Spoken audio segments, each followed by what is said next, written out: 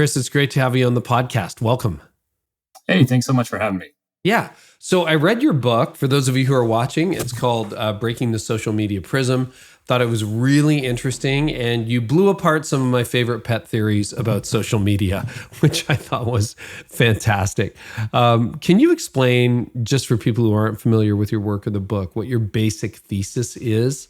And maybe also go into the research methods you used as well, because they're pretty extensive. First of all, thanks for all the kind words. But yeah, I think, all of us are searching for some easy answers, right? And I would love to tell you that there's a simple solution that just involves tweaking Facebook source code, or maybe it involves doing a slightly better job on, say, misinformation or content moderation. But what the research that, my colleagues and I have done is starting to bear out is that, the root problem is actually us, the social media users. We hear about echo chambers, we hear about Russia, we hear about algorithms radicalizing us. And, there's some evidence that these things might matter, but only at the margins. And for most people, it seems to be that social media is just creating perverse incentives for people who are, say, marginalized or maybe they're social outcasts to find a kind of pseudo celebrity that has really terrible consequences for the rest of us. Yeah, there were a couple of things in there, and that's a really good and short thesis statement that I would definitely want to unpack. Can we talk about your research methods? Because some people just look at a Gallup poll and away they go, but you went pretty deep with the research, just so people get a context for our conversation. Sure. I mean, one of the really exciting things in social science right now, which is where I do most of my work, is that over the last 10 years or so, we've really experienced a revolution in data. More data was collected in 2015 than all previous years of human history combined. Wow. And we're now kind of outpacing that record every month. So there's just a ton of data out there. And social science used to be kind of data poor. If we wanted to ask questions like, how do people become polarized? Usually what we do is we do something like the Gallup poll you just mentioned. We'd survey, 1,000 people, maybe a couple thousand people. And, we could only afford to do that once or twice a year, most of us. And, there's inherent limitations to that type of polling that make it hard to make, sort of solid conclusions about what's going on often. And so many of us start to think like, hey, can things like social media data be repurposed to maybe sort of start to replace polling in ways of understanding, the public and what's going on out there.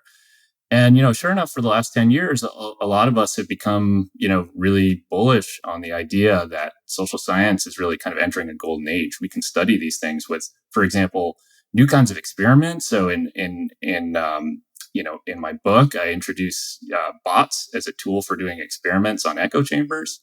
We can study millions of tweets in seconds. I mean, it's really revolutionary. So above all, it's just an exciting time to do research because there's so many new possibilities. Yeah, and you also did in-depth personal studies. Like, did you visit actual users in their homes as well? Because of some issues related to the, confidentiality of our research subjects, we didn't actually enter their homes.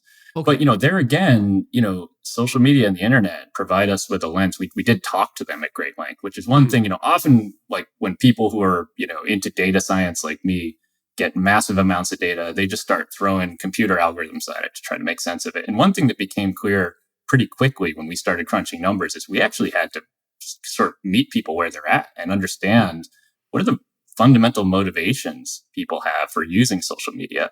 And that's something that kind of gets left out of the story a lot, right? It's Facebook's fault, or it's, Trump's fault, or Biden's fault, or maybe it's Fox News's fault or CNN's fault. But really, we haven't asked this fundamental question, which is sort of what motivates us to log in each day. And if you want to get that kind of data, you really need to go out and talk to people. And so we conducted lengthy interviews with hundreds of Americans on both sides of the spectrum. And that's where, we really started to find the sweet spot in research where we can look at things from like 30,000 feet and we can see patterns in, say, 6 million tweets. But we can also tell you a story about, the time someone interacted with a troll, or, the time when, a troll turned out to be not who we thought he was, in the case of one kind of prominent, person who sticks in my mind, a sort of Dr. Jekyll and Mr. Hyde character that we discovered through our research. Yeah, and that's what I thought was so interesting, because you are analyzing millions of data points, and yet we're also meeting Janet, we're meeting Bob, these are pseudonyms for real people, but you've got some pretty interesting psychographics behind the people who are driving division online. So one of the things I think you identify is that it's a very small percentage of people who are driving the extreme division online. Can you explain what that means and what the stats are behind that? Sure. Yeah. I think, many of us log on to Twitter, and my guess, Carey, is you're the type of person who follows the news pretty closely, reads Twitter to kind of take stock of what's going on, right? And I do too, but you and I are sort of the exception to the rule, right? Most people don't want to be bothered by politics. Americans have, sort of a million different ways of avoiding talking about politics because it's uncomfortable, it's divisive and complicated, right? And so when we log onto Twitter and we see the divisiveness and we see, people arguing and the volatility, we can pretty quickly start to conclude that, wow, things are much worse than we thought they were. Everybody's even angrier than I thought. But what many people don't realize is that the people generating that type of content, this vitriolic content we're all too familiar with, they're a tiny, tiny part of the social media universe. So about 6% of Twitter users generate about 76% of the content about politics. And that 6% of Twitter users in the US anyways have very extreme views. And so what this does is create what I call the social media prism. It makes us confuse extremists who are very active on the platforms with sort of typical members of the other political party. And that makes us all feel much more polarized than we really are.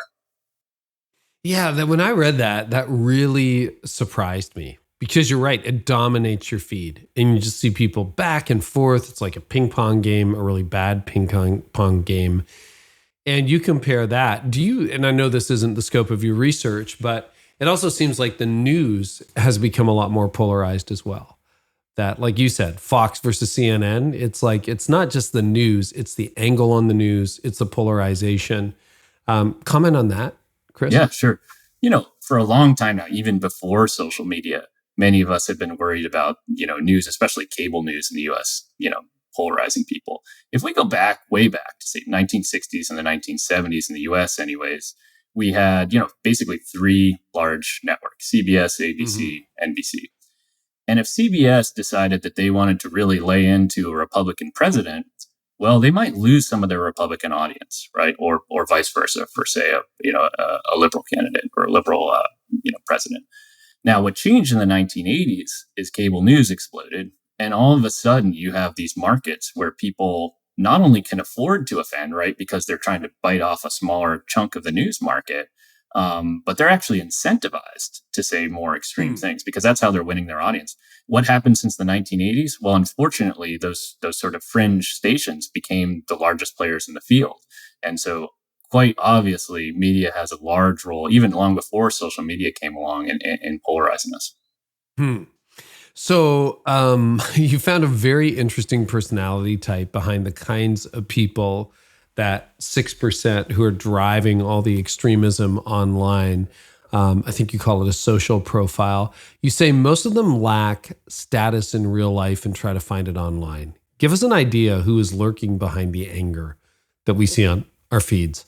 Sure. Well, like the people I met in the research for this book, these are just tragic characters. In the book, I write about a guy whose, wife passed away 3 years earlier. He lost his job, used to work on Wall Street.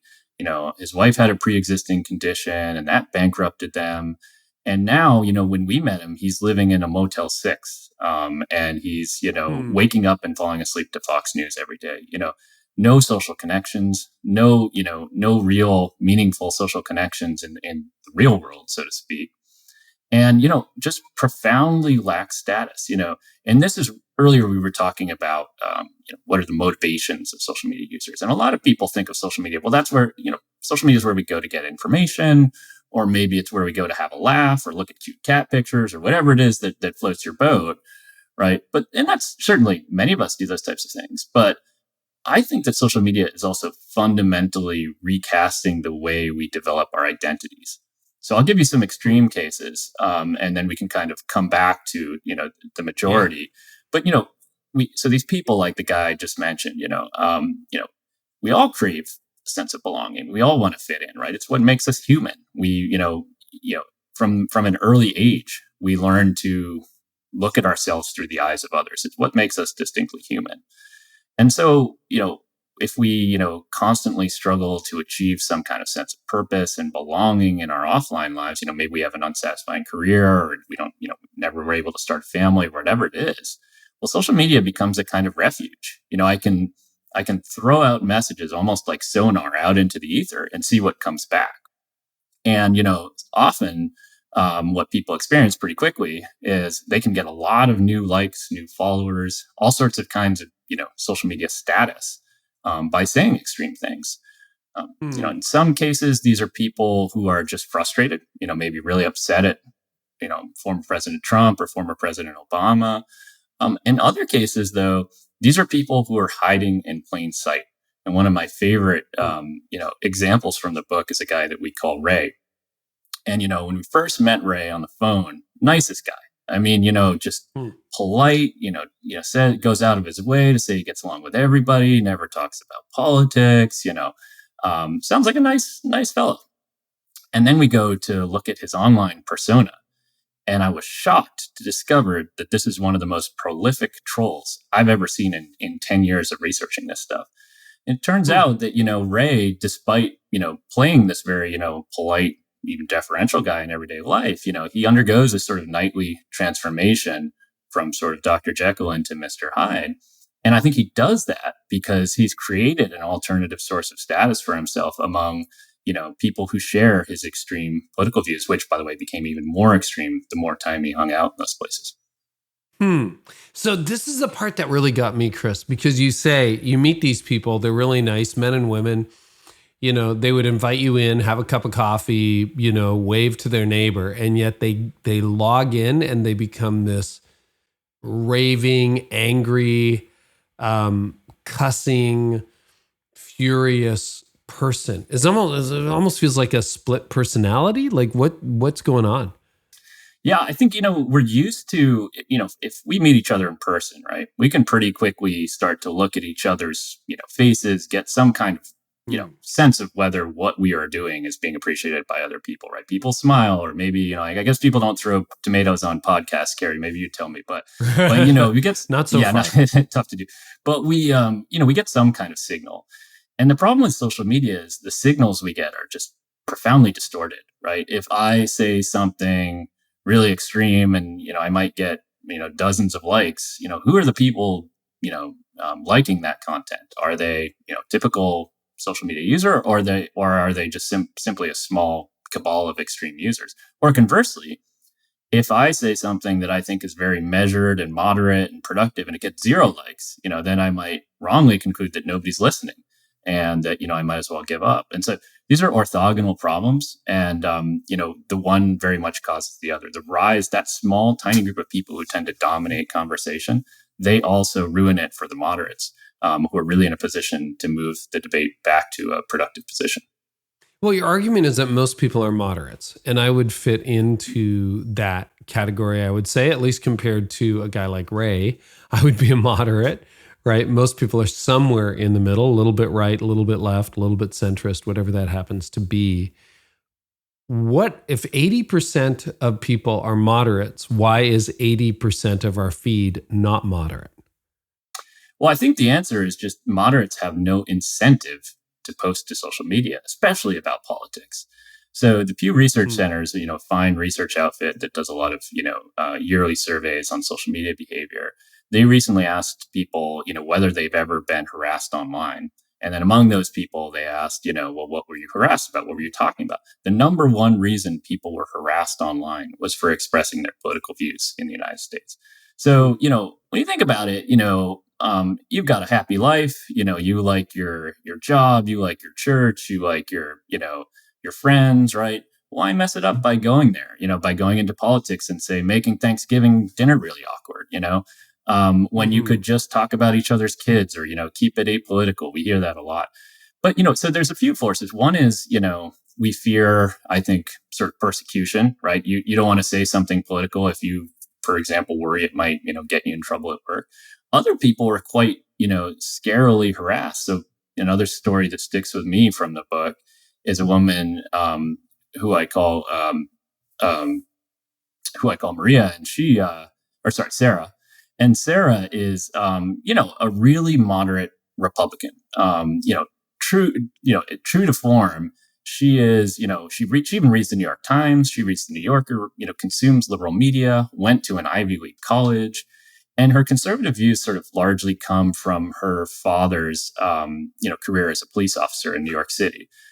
But she's also half Puerto Rican, half Jewish. And so she has just remarkably nuanced views on divisive issues like race and policing, right?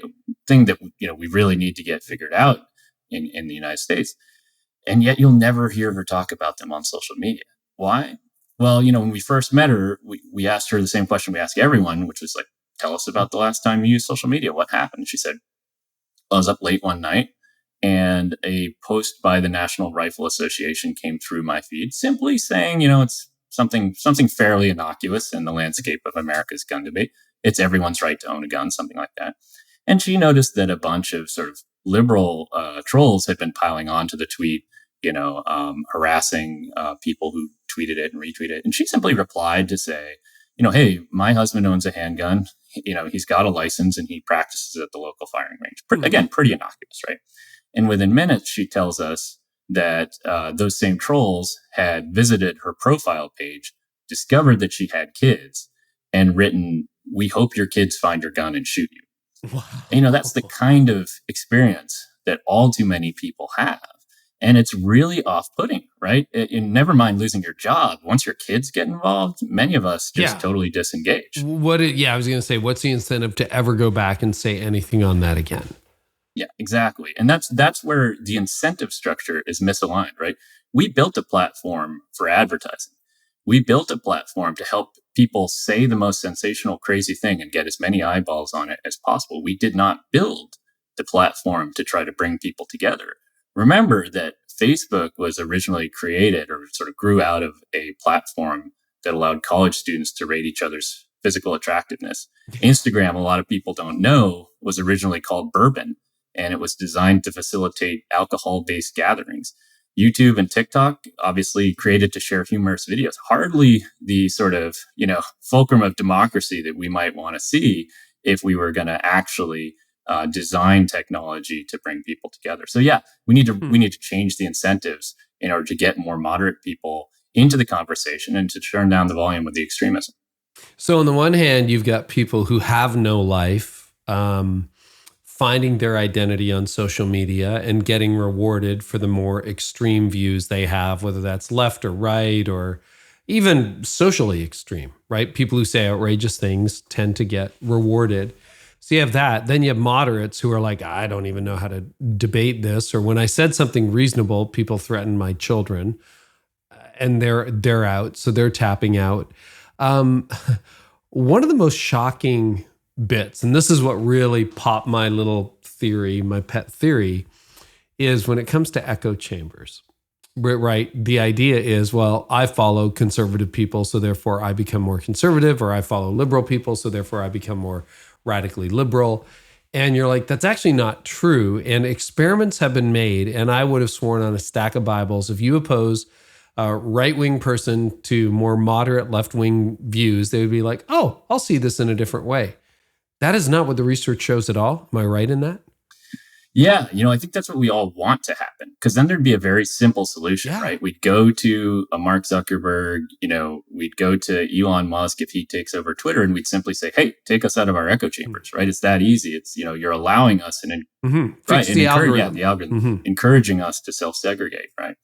Well, in 2017, I shared this view. I was, in fact, so convinced of that I designed a study to try to test it out with about 8 other social scientists and computer scientists. We recruited a bunch of Americans, about 1,200, to complete a survey about their views. We asked them about all sorts of stuff, climate change, religion, all sorts of different things. All the easy ones. And, yeah, all these ones, right. And then, several days later, we invited them to follow a bot that we created that we told them would simply retweet 24 messages a day. We didn't tell them what it would retweet. We only told them that it would be tweeting. And we told them that they could earn money by correctly answering questions about what the bot was tweeting about. So gradually over the next week, we started to turn up the volume of messages from the opposing party in these people's feeds. And again, the hope was Republicans see the Democrats and they're going to, maybe move to the middle a little bit. And Democrats see the Republicans and they're supposed to move to the middle a little bit. And instead, we saw almost exactly the opposite. So nobody became more moderate. Democrats became a little bit more liberal, not a little bit more centrist. And Republicans became a lot more conservative when they followed Democrats. So, wow. it was not the result that we wanted to see at all. So, yeah, this is really perplexing because you're like, I thought it would be a town hall debate. Is that because we're not seeing people eyeball to eyeball with all the nuance, do you think? Because the interaction is digital? Because it's an isolated experience? Like, what are the reasons behind why that exposure to other views actually hardens and extremifies? That's not a word, but you know what I mean? Makes me more extreme. Yeah. Right. Why does that do that to humans? It's a great question. Earlier you described social media as a ping pong match. And I think that's a good analogy, but I think maybe an even better one is one that my friend John Haidt likes to use in this recent piece in The Atlantic.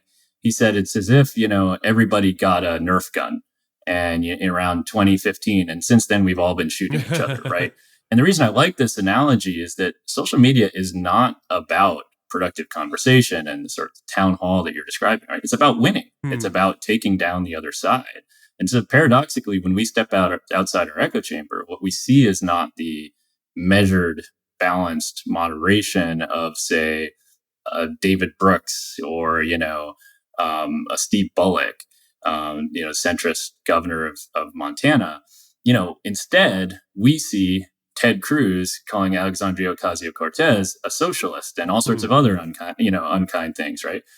And so what that does is it sort of taps into our instinct to pick sides, to choose an identity, and or for better or worse, avoid politics altogether. What other surprising findings did you find in your research? Another one that really surprised me was misinformation. So, going back 5-6 years, so many of us have watched things really deteriorate. It really seemed like the echo chamber was a big part of it. It seemed like misinformation was a big part of it, especially when you learned, like so many of us did around 2017, that, countries, enemy countries like Russia had been launching these, years-long campaigns to further polarize and divide us. And that sounded plausible, right? I mean, sure, they could get on and stoke the fires of a, argument between a Black Lives Matter activist and a Blue Lives Matter activist or something like that. Like, that explains a lot, right? It turns out that, at least in the case of that campaign, first of all, very few people saw misinformation, far fewer than most people realize. Most of the people who saw it, incidentally, were over age 65. So that's another interesting story.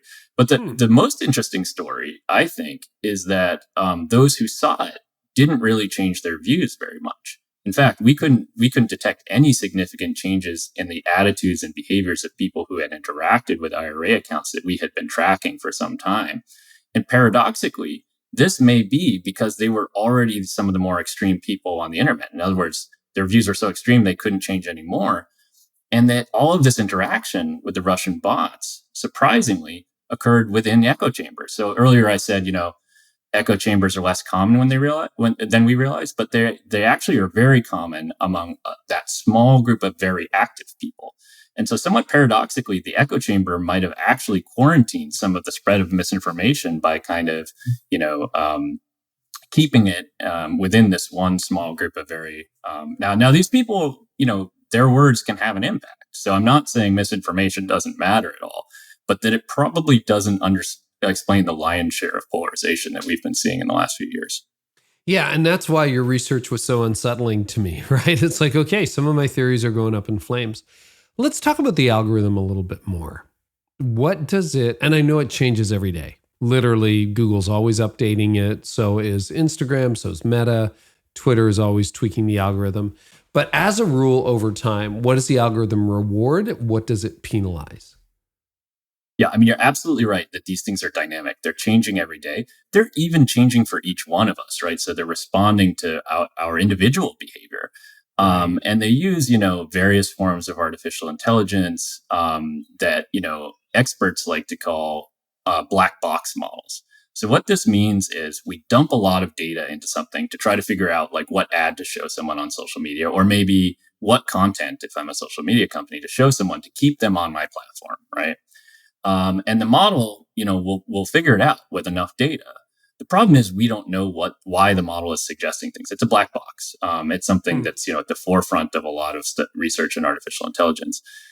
What we can sort of disentangle when we look at large groups of people is that it seems to be that most of the algorithms are rewarding posts that get a lot of engagement. So, if Carey, you say a bunch of hateful things about another podcaster, right? Your followers are gonna, start sharing that, and then all of a sudden the other podcasters' followers get involved. I'm just kidding. I don't think you do that kind of thing. Yeah, but you know what I mean. Haven't done that yet. Yeah. But yeah, I get the point. I get the point. Right. That's the thing that's going to get the engagement, right? And so what that does is then it ensures that we see more of that type of content at the top of our continued social media news feeds, rather than the sort of more productive, moderate content that we were talking about before. And so over time, the algorithms sort of reward people saying increasingly extreme things. So the algorithm, are you saying, is sort of agnostic politically or philosophically? It doesn't matter whether I'm right or left, but I know that if I'm a little bit more extreme, I'm going to get more engagement, get more likes, get more retweets, get more reposts, more shares. And the algorithm goes, oh, good, this has increased usage. So because usage is up, that's good for business. So we will now promote this post.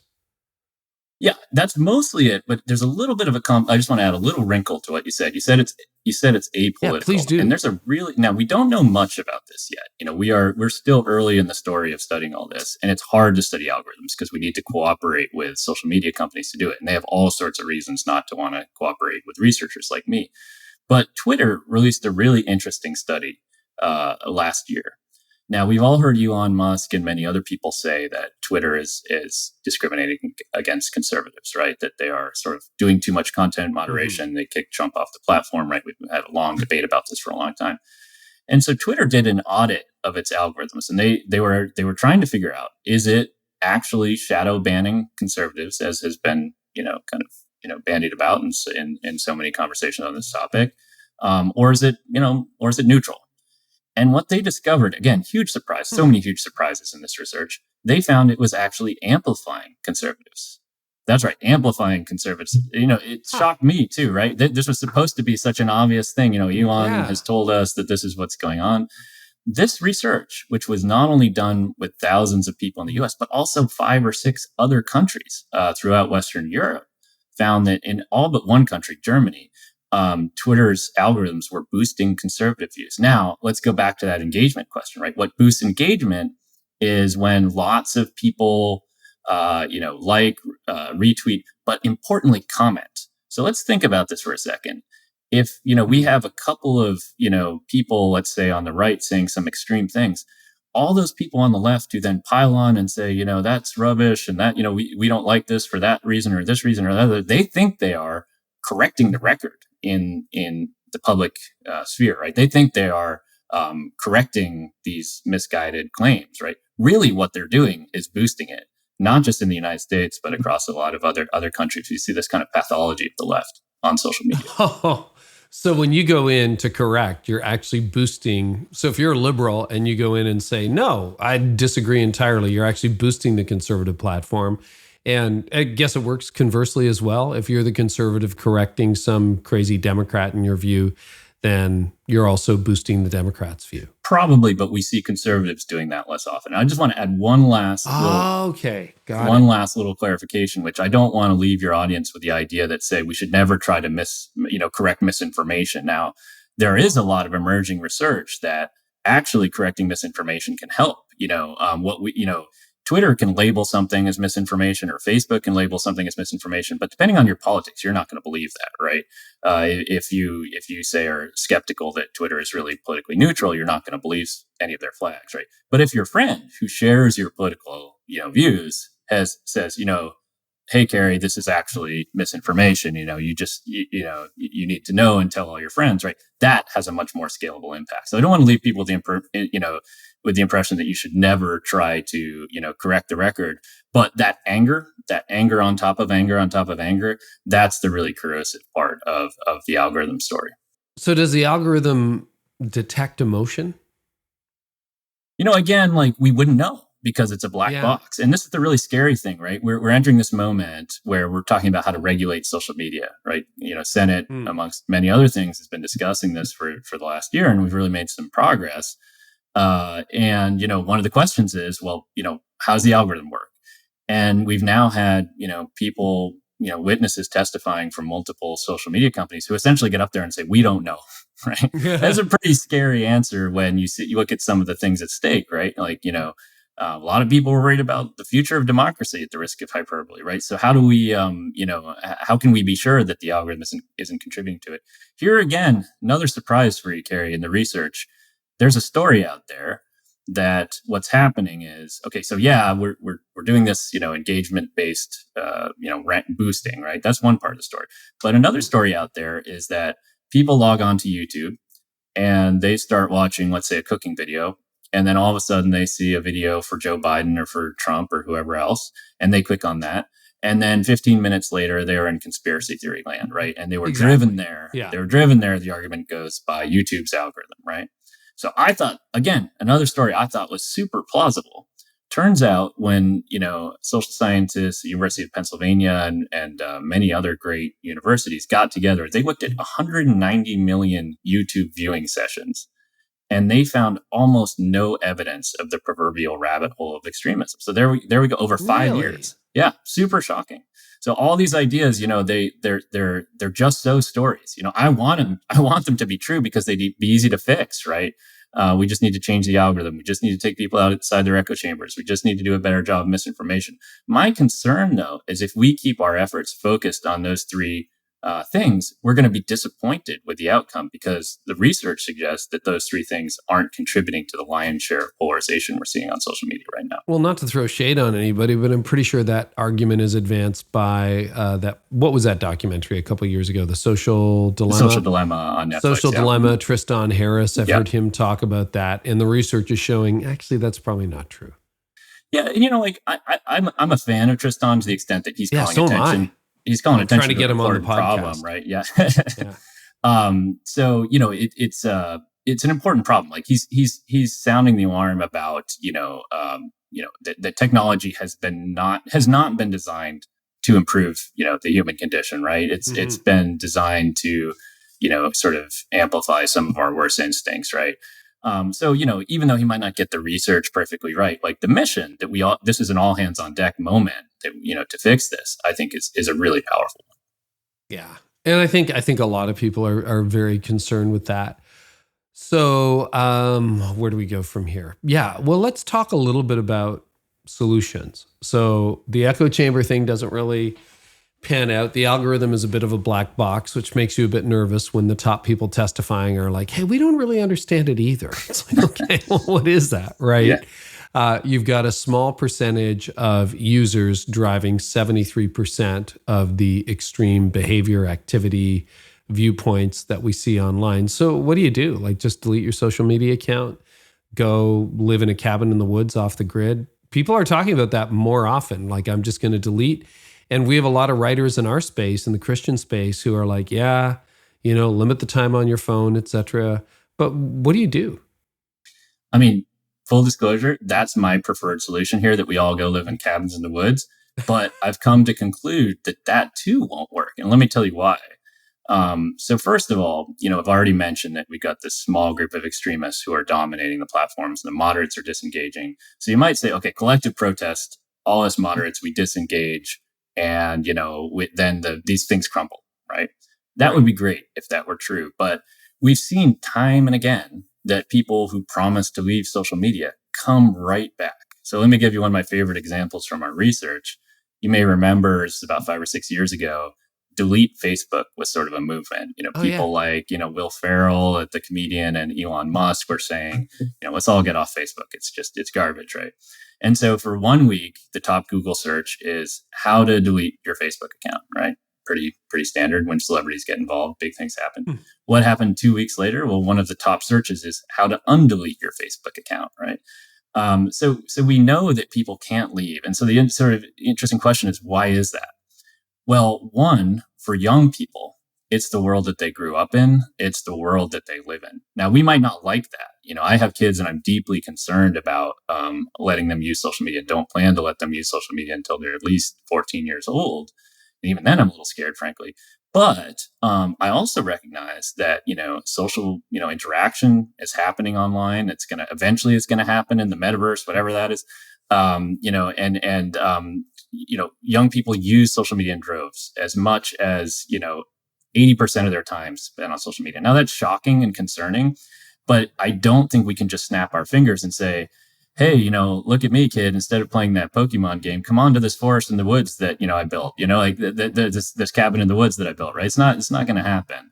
The other thing is, we need the thoughtful, moderate people to stay on social media to fight the good fight, right? If more of us leave, the problem's only going to get worse. So it's a seductive idea, right? That there's a simple solution here. We just need to protest. Unfortunately, our protest doesn't get registered as such, right? It only, I fear, makes the problem worse. So we got to figure out how to make social media better rather than leave it. That's my spiel. Yeah, and if you imagine a delete TikTok campaign with Gen Z right now, that would be disastrous. Unimaginable. It just wouldn't work. It just wouldn't work. Like it's got us. Yep. And so we live in this world. And Chris, you make a really interesting point. We've had this discussion in my little company. So we have the privilege of serving millions of leaders a year through our online platform, the podcast, my website, other things that we do, which is a real privilege. And we make that argument about we're trying to craft a place for the good people to live on the internet.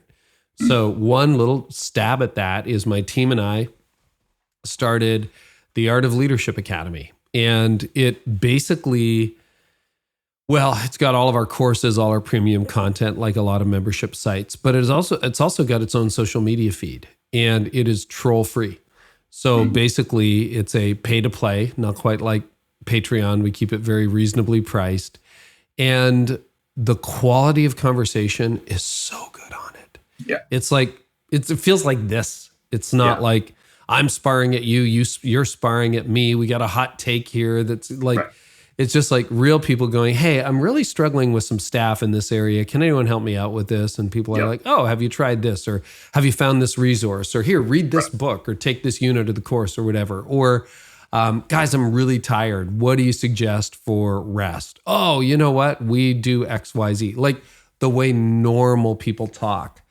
Now, that's behind a paywall, very accessible paywall, but we're loving it. We're going to probably, by the time this airs, we're pushing 1,000 leaders inside the academy. We are pumped for the future. We see it a place where 3,000, 10,000 leaders can gather, and we're going to do our best to keep it troll free, and it's not controlled by an algorithm. You get to determine what your feed looks like. So super encouraged about the Art of Leadership Academy. The question, I guess, becomes, is it possible that we could create that kind of environment out in the public that isn't controlled by giant tech companies? Well, let me tell you, I've given you a bunch of depressing research so far, but let me tell you why I'm optimistic about this particular point. Just today, I was just reading that Facebook is taking steps to emulate TikTok. Think about that. 3 years ago, TikTok was, almost nothing. And now it's the most popular domain in the world, right? Before Facebook was around, right, there was something that us old folks remember called MySpace, right? And MySpace was once seen as invincible. And, before that, there was Friendster, and we could go on and on and on, right? Every 2 or 3 years, we seem to have a, collective, exodus from whatever's the platform of the day, right? And so it gives me hope that we're early in the story of social media and we have some time to figure this out, right? We don't have a lot of time. We got big problems we have to solve yesterday. But we have an opportunity. I think a lot of people are unhappy on social media. A lot of people just don't see a lot of positives in social media. They see all the sort of negatives that you're talking about. And in my book, Breaking the Social Media Prism, one of the main prescriptions I make is that we need to ask this question, like, if we could redesign social media from scratch, knowing what we now know, where would we begin? And I'm not at all surprised to hear that your academy and your, upstart social media, component there is doing well because it has a purpose. Yeah. Right? Its goal is to produce learning and meaningful interactions and all these, right? What's the purpose of Facebook? What's the purpose of Twitter? People say it's to make money. Yeah. Right. Yeah. That's a charitable one, right? Yeah. It doesn't have a purpose. We don't know what we're supposed to do on Facebook and Twitter. So should we be surprised that it's devolved into kind of leaderless, demagoguery and, celebrity, micro celebrity seeking and toxic political content that we've all become, inured to? No, we shouldn't be surprised, right? If we start from the beginning, we've been sort of trashing algorithms a little bit in our discussion so far, but I also want to mention that the space of possibilities with the algorithm is largely untapped too. So right now we are incentivizing the extreme people to say angry, hateful things. What if instead algorithms looked for content that resonated across political divides? It doesn't even have to be politics. It could be any kind of social divide. It could be Coke and Pepsi, whatever it is. Find the content that lots of different types of people are liking and put that up in the beginning of my newsfeed. In that way, we can build social media that optimizes for consensus instead of for division. And that's an idea that, many of these companies, Facebook, Twitter, could implement, really easily, right? It's not a hard model for them to build. They just don't have the incentive to do it right now. So I do think we're going to need a new platform. We're going to need one that sort of learns from the mistakes of, the Facebooks, the Instagrams, the Twitters. It's going to take time. We're going to see a lot of false starts. But over time, especially with the prospect of government regulation and, the sort of ever-present promise of innovation in this sector, I think we're going to see something better. I really do. I haven't followed the story of government regulation particularly closely, and I know it's still in process, but do you have any idea what that regulation would look like, Chris? Well, it's complicated. The current debate is about a section of the law called, Section 230, which protects social media companies from liability for toxic, hateful, or libel content that's kind of spread on the platform. So you can't sue them, right? Can't sue Facebook, you can't sue Twitter right now, and they did that for a good reason. They did that because they thought at the time it would practically shut down the internet. It would stall all the growth of these platforms, and they needed this kind of legal protection. A lot of people no longer think that's true. A lot of people now think that social media companies should be held to a higher standard. They're making ungodly amounts of money. They are, there's some evidence that they're really dividing us, and so why shouldn't they be held up to scrutiny? So a lot of the debate goes around well, they need to do a better job moderating content. So if someone says something hateful, we shouldn't even have to see that, right? It should just get taken right off. You can imagine this gets complicated when politics get involved. What does hateful mean, right? And we have so many examples now, right? Okay, so then we say, oh, maybe not hateful, but then let's say calls to violence, right? Yeah. But then, is a death threat really a death threat, or is someone just trying to be darkly funny, right? Yeah, there's all these edge cases that, are actually really hard when the rubber hits the road. The other thing you'll hear is, people will say, well, if we, make a higher bar for this type of content moderation, then we're paradoxically going to reinforce Facebook's monopoly because they're the only company that can afford to do that level of content moderation. Now, people say that about every kind of government regulation, so I don't think that's strictly true. But these are some of the debates that are coming up. Another big one is data transparency. So, earlier I was saying we don't know what the algorithm is doing. One of the things I'm most optimistic about in the regulation space is that we will actually get some independent audits of the algorithms, not so much because of the US's political process, which is a little bit stalled like so many other issues right now, but because Europe is way ahead of us. And just like, when California puts in a new regulation, it affects the whole market. Same with Europe. That's why we have to click those annoying allow cookies on every other website now, right? Yeah. Thanks, Germany. Why the iPhone charger is disappearing, right? And you have to have a standard USB-C charger for all your devices. Pretty soon we'll all be using the metric system over here. Watch out. But so I do think though that they're going to lead the charge, and already they've passed something called the Digital Services Act, which has sort of outlined a lot of this, and I think will make Elon Musk's proposals about fixing Twitter a heck of a lot more difficult to implement. Interesting. So a lot of our leaders, they deal with trolls online all the time. And I want to talk about online and in real life. So let's start with online, and let's talk about not email. So social media, they get everything from bad Google reviews on their church, on their business, to angry posts. Usually Instagram's a pretty friendly place, but Facebook can be mean. YouTube can be mean. Twitter is very mean. How do you recommend they respond to the trolls who show up digitally on their public platforms? I mean, I'm just going to give you an old piece of advice, but it's the best advice I know of, which is don't feed the trolls. These people are attention starved, right? Their principal goal is to get some kind of reaction out of you. Even a lot of people just fire back and insult at a troll, right? That's the worst thing you can do. They want to upset you. They want to get you riled up. But even, and a lot of times, good faith attempts to kind of correct the record can be counterproductive, right? Because that troll is just going to continue pushing buttons. That's what they're after, right? They're out there to impress their friends, to get more followers, for harassing people like you. So number one bit of advice there is don't feed the trolls. But I think the other thing we really all need to work hard on, earlier I was talking about what tech companies can do, but I want to also talk about what we, the social media users, can do. So I do think there are a lot of things that we collectively can do to change these types of things. And the most important one is to learn to see what I call the social media prism. So, we've been talking all throughout this conversation about this small group of people who ruins it for the rest of us, right? The most dangerous thing about social media, in my view, is when good people confuse those bad people as representative of the other side, right? And so we come to conclude that everyone on the other side is, implacable and unreasonable and all these other, terrible things, when really we're just looking into this prism, right? We're just seeing this tiny little part of reality refracted back to us. And if we forget that, which we can also easily do, I almost want to encourage people to have a sticky note on their computer screen, social media prism, right? Remember that the first 10 posts you see on social media are not representative of what most people think. They are the angriest, most political, least civil people on social media in most cases. So learn how to avoid trolls in the first place, but also learn how to have more productive conversations across political divides. There's a ton of interesting research that I write about in the book.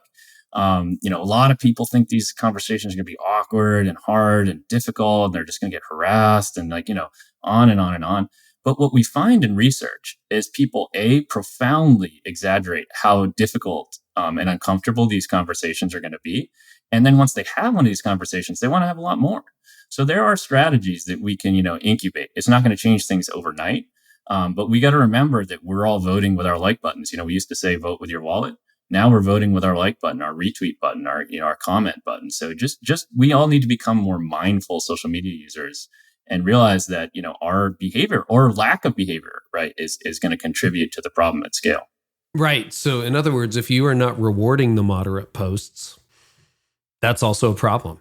Like you should like the stuff. If you're going to play, you should like the stuff that is reasonable, moderate, in the middle, kind of. Exactly. If you are, if you are a Democrat upset about, this, the recent, mass shootings in the country, and you see, say, a Tom Tillis get on social media and say, hey, we passed this piece of legislation, you might be tempted to say, well, it doesn't include everything I wanted, right? It doesn't include the assault ban, it doesn't assault weapon ban, whatever it is, right? But that's actually a message that goes back to Tom Tillis, the Republican senator from North Carolina, right? And if he sees, hey, I might peel off some moderate Democrats the more I do this, right? That's the kind of way that we're voting with our like buttons, right? We can decide to disengage. Then he might not realize that he's getting some approval from people who don't share his politics. We can engage negatively. That has obviously usually bad consequences. But above all, we don't want to just not engage, because when we see people bravely standing up on the other side, we need to empower them in many cases, and thank them. So just go back to where we started at the beginning of the question. The best advice, if I get this right, for trolls is ignore, delete, and don't block, respond. Yeah. And that's going to be a challenge for a lot of leaders, particularly for pastors. We have this idea that we can save everybody and rescue people. And your extensive research into trolls say it is not worth the fight. Is that fair? Not online, anyways. I mean, online, yeah. Preachers have an uncanny ability to make a human connection, right? I don't have that skill like you all do.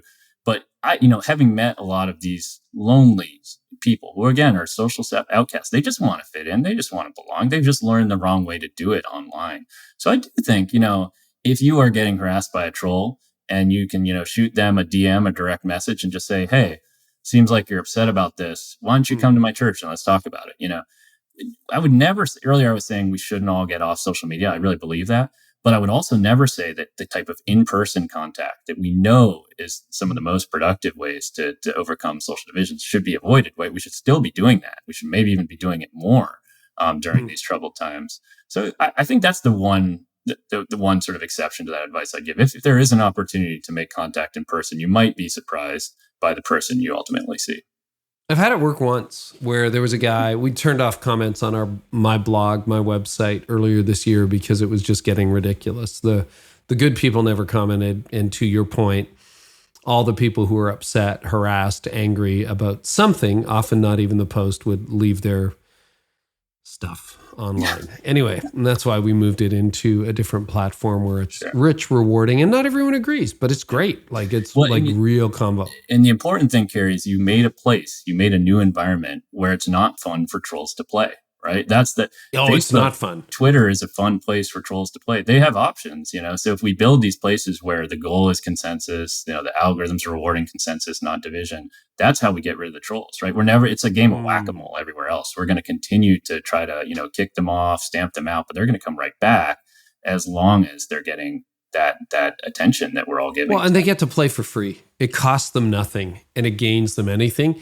If, we talked about this, we haven't had it almost 1,000 people in, but, if there was a troll who jumped in, we would have a private conversation with that person. And then if they still kept beating people up, we would give them their money back and ban them. Like you can block and ban. It's like, nope.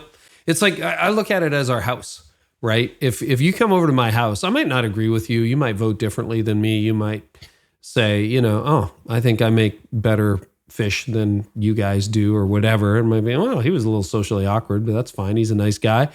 But if you start like insulting my wife and punching me, you're probably not going to get invited back. And at some point I might call the police. And is that a similar thing in that you would say when you're moderating a platform or inviting people in? Yeah, let me just flip that on its head for 1 minute, because you're absolutely right that we say things online that we would never say in person, right? So, that example, right? People might make threats. They might say, all sorts of socially undesirable things, especially if they're anonymous, right? Where they can kind of hide behind the internet, right? And so you might say, and I sort of thought this for a long time too, like the problem's probably anonymity. If we could just get people to, everybody should be a real person online. We should have ways of enforcing this, and Facebook's pretty good at this, for the most part. Most people are who they say they are. Twitter, not so much, right? There's lots of anonymous accounts.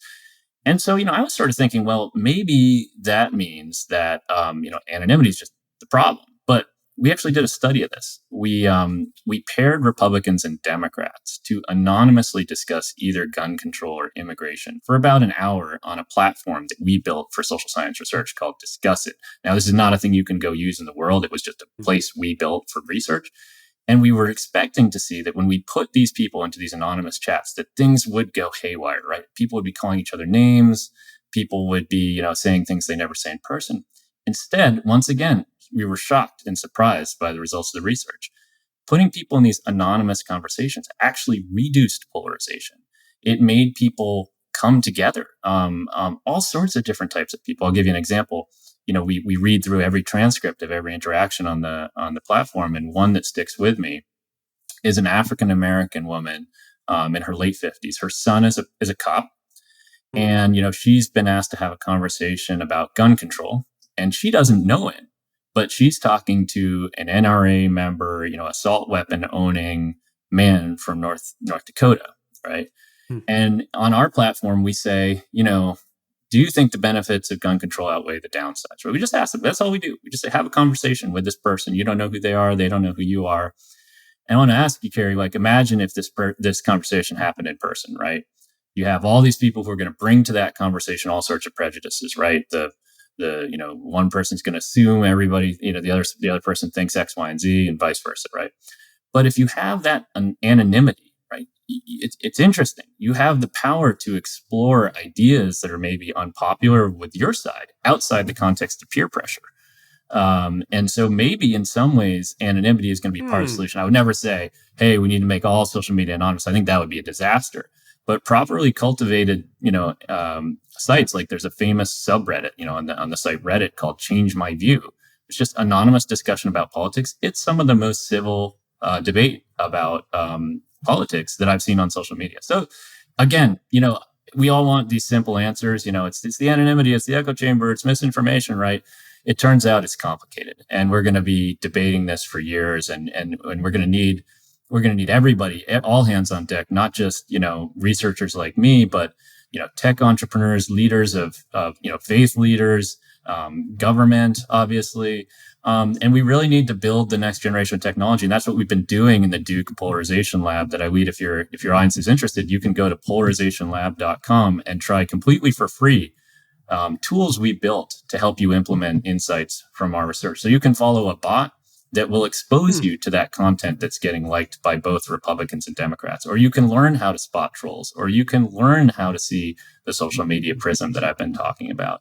And we think that these things, if we could scale them, if we could actually implement them inside the platforms, or maybe even build a whole new kind of platform that's built on this evidence, that we could really start to move the needle.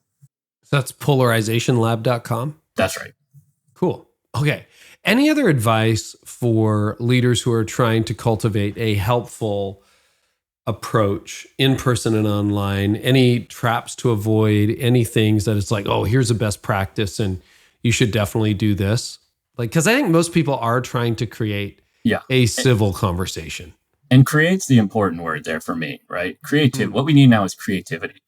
We are stuck trying to repair a system that's broken. We're asking questions like, is the like button good or bad? Should we maybe have more content moderation or less, right? We're not asking fundamental questions like, could we create entirely new spaces that, try out different models, right? Should we even, read our posts one by one and, kind of have to sift through all the hateful stuff to get to the good content, right? Are there other ways that technology could help facilitate more productive conversations? There's a whole emerging science of this in this field that I come from called computational social science, where we're using machine learning to try to, build these algorithms that will actually, again, promote more civil discussion. The market for this is huge, right? It's not just Facebook and Twitter. It's anybody who has a blog, anybody who has the type of platform you do, Carey, right? This is the type of technology we're all going to need to try to figure out how to make, our platforms a less fun place for trolls to play, and to create useful, content that people really want or need. It's stuff that we can learn from, stuff that we can laugh at, that's, productive, right? Instead of the sort of divisive stuff that's circulating around pretty much every major platform right now. So a lack of creativity is what I'm worried about. I guess I would. Well, it's interesting because we wanted to build a membership site and make it easier for leaders to get premium resources. And we decided to add the community, not as an afterthought, but it was relatively late in the game.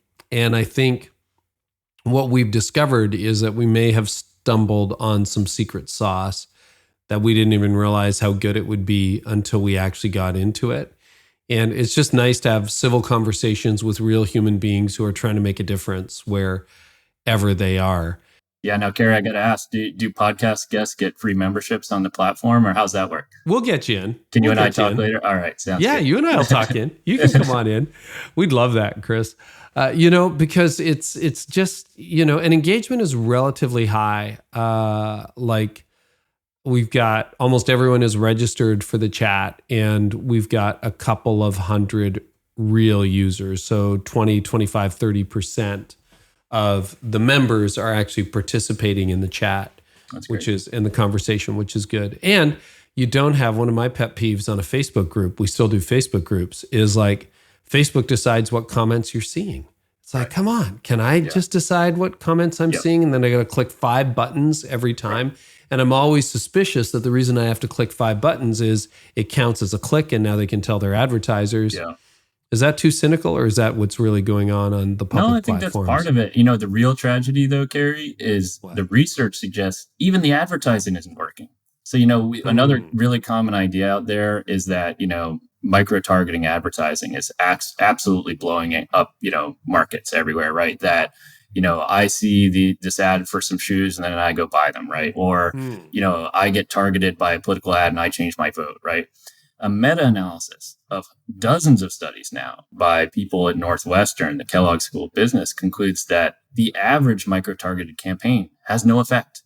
So even that, right? Even that, they're selling snake oil, right? And now I want to ask you a question, who better to try to convince us that their technology is all powerful, right? And can shape our very attitudes and behaviors than the types of people who are selling that snake oil to advertisers, right? Even that's the real tragedy. Even the advertisers aren't getting what they deserve out of it. Wow. Well, this is really, really rich. Maybe we'll see you inside the Art of Leadership Academy. Yeah, sounds great. Fun. So the book is called Breaking the Social Media Prism: How to Make Our Platforms Less Polarizing. I think it's a really important conversation.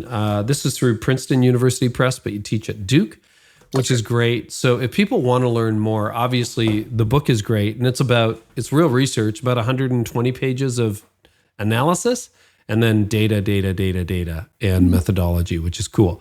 But it's a relatively easy read for those who are into it. Yeah, I really tried to write it in a way that anybody could appreciate it. I mean, a lot of professors like me would write a book for 20 other professors. I didn't want to do that. I wanted this to be the beach book. I wanted it to actually have an impact on how people use social media. So I hope your audience, if they do decide to check it out, will enjoy that. And you don't have to suffer through pages of Greek or statistical methodology. I tried to keep it simple and really cut to the core, and also to tell stories, right? Like the ones we've been talking about today, the Dr. Jekyll and Mr. Hyde character, the moderate who won't engage, right? These are the ways that I think we all really come to appreciate insights from data. So I hope you'll find your audience will find a good mix. Well done. And if people want to connect with you online, the easiest place? Oh, shame to say, probably Twitter. Yeah. Chris_Bale. Yeah. And, but again, right. I'm worried if all of us thoughtful people leave, right? What's going to happen? It's going to get a lot worse. So that's why I'm there. And if you find me there, you'll see me, tweeting about the latest research on polarization, latest research on computational social science, this new field, which is trying to fuse insights from data science with insights from psychology, sociology, and adjacent fields. It's really an exciting time to be in this field. And I think we're really going to start to move the needle in all sorts of different industries, communities, faith communities, wherever you're a leader. There's something here for you. Great. And polarizationlab.com as well. That's right. If you want more. It's great. Chris, thanks for spending time with us today. I really appreciated it. Hey, it's been my pleasure, Carey. Thank you so much for having me. Thanks so much for watching the Carey Nieuwhof Leadership Podcast on YouTube. If you haven't subscribed yet, do so. Share it with a friend and leave us a comment. And I've got 2 things I want you to do before you sign off today. Number 1, if you're a church leader, would love for you to go out and visit hegetsuspartners.com/Carey. Click on the link, because here's what's happening. There's a $100 million campaign going on, basically sharing the gospel with the world. And if you become a partner for the He Gets Us campaign, here's what happens. People who are interested and respond to the ad get connected to your church. It's an opportunity for you to enter into dialogue, have a conversation with them, people who are really authentically exploring Christianity. So go to hegetsuspartners.com/Carey. And also, if you haven't yet checked out the Art of Leadership Academy, make sure you do so. The Art of Leadership Academy has over 150 high quality, done for you resources for you and your team. Whether you're leading a church or whether you're leading a small business, you're an entrepreneur, it's done for you. I will train you in communication. I'll train you in team leadership. I'll train you in so many different things. We have PDFs, videos, downloads, cheat sheets, you name it, we've got it. It's ready to go. But it's beyond that. The Academy is also a community. I do live monthly coaching calls. We have an incredible community involved in daily dialogue. It is troll free, and it's available for a very low membership fee every single year. Would love for you to check it out. Make sure you check out theartofleadershipacademy.com. Click the link and we'll see you inside there, because here's why I started it. I graduated law school. Nobody taught me how to run a law firm. I graduated seminary and nobody showed me how to run a church. Had to figure it all out. So that's why we created the Art of Leadership Academy. It'll help you lead and help you thrive as you do it. Thanks so much for watching the podcast. We'll catch you next time. And I hope our time together today has helped you thrive in life and leadership.